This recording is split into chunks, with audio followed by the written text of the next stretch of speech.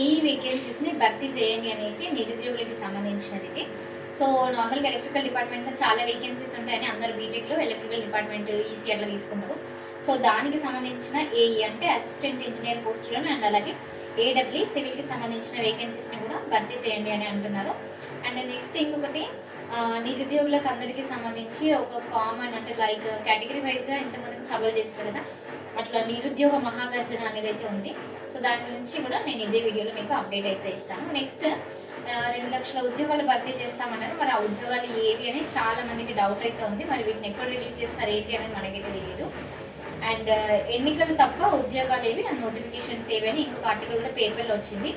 ఉద్యోగ నోటిఫికేషన్లకి ఈ నెల 31 వరకు హైదరాబాద్లో నిరుద్యోగ మహాగర్జన అయితే ఉంది. చలో హైదరాబాద్ పోస్టర్ ఆవిష్కరించారు.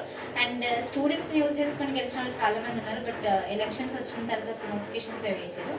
అండ్ ఇంకొకటి కరెంట్ అఫేర్స్కి సంబంధించి పద్మభూషణ్ అవార్డ్స్ అయితే రిలీజ్ అయింది. ఒక బుక్లో రాసుకొని కరెంట్ అఫేర్స్కి సంబంధించి అయితే చార్ట్ ప్రిపేర్ చేసేసుకోండి.